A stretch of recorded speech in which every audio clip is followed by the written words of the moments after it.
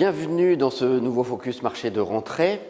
Au cours de l'été, les marchés, un peu comme à l'image de l'évolution depuis le début de l'année, ont globalement fait du surplace, avec une très bonne performance américaine et une déception sur la zone euro qui est en léger retrait et les marchés émergents qui ont fortement baissé au cours de l'été.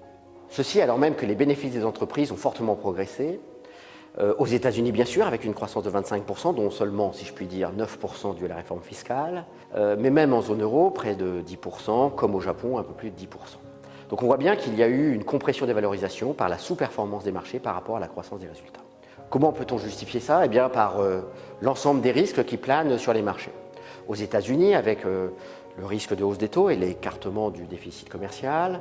Dans les émergents, avec l'incertitude concernant la Chine, la dépréciation de la monnaie. Et puis, bien évidemment, les événements en Turquie, en Argentine, voire en Afrique du Sud. En zone euro, nous avons eu des inquiétudes liées à la croissance, avec une faible croissance au premier semestre, et puis, bien évidemment, l'incertitude politique liée à la naissance d'une coalition en Italie. Pour autant, il nous semble que les investisseurs ont bien identifié ces risques.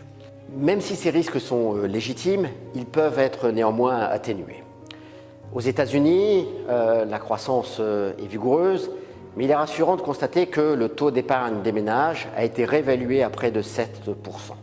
Dans les pays émergents, le poids de l'Argentine et de la Turquie, moins de 1% du PIB mondial, ne sont pas de nature à avoir un effet de contagion. Et en ce qui concerne la Chine, on constate qu'il n'y a pas de sortie de réserve de change et que les autorités monétaires ont appris de la crise de 2015. Certes, il y a un ralentissement de la tendance de la croissance, mais c'est dû effectivement à la difficulté de passer à un modèle industriel à un modèle de service.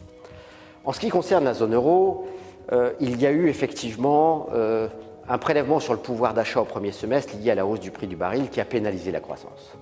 Pour autant, il nous semble que ce facteur ne va pas être présent pour le deuxième semestre et qu'on peut plutôt envisager que ce ralentissement de croissance est plutôt un trou d'air qu'une véritable inflexion. En ce qui concerne l'Italie, c'est vrai que le sujet politique est compliqué. La coalition au pouvoir va tout faire pour essayer d'extraire des autorités de Bruxelles une latitude budgétaire. Il semble que les derniers commentaires permettent de penser qu'on aura un déficit plus proche des 2-2,5% et que ceci aidera le marché de taux italien à reprendre un peu de hauteur après la forte baisse du mois d'août. Ces inquiétudes ont conduit beaucoup d'investisseurs à se retirer des marchés. On l'a vu dans la décollecte sur les actions européennes, 25 semaines consécutives. On le voit également dans les niveaux d'exposition qui ont été assez nettement réduits et particulièrement sur l'Europe. Et il nous semble que si ces inquiétudes venaient à se dissiper, alors les marchés, qui encore une fois n'ont pas fait grand-chose en cette année 2018, pourraient en ce dernier trimestre rattraper une partie du chemin perdu pour se recorréler avec la croissance des résultats. Il y a toujours, face à tant d'inquiétudes, beaucoup d'inconfort pour l'investisseur, mais il n'a pas beaucoup d'autres choix. Et rappelons que ces 3 dernières années ont été marquées par beaucoup d'épisodes d'inquiétude. Cela n'a pas pourtant handicapé la croissance des marchés qui a fait des marchés actions le meilleur performeur dans l'ensemble des classes d'actifs. Mais il faut avoir en tête que le niveau de risque devra être abaissé en accompagnant cette hausse des marchés.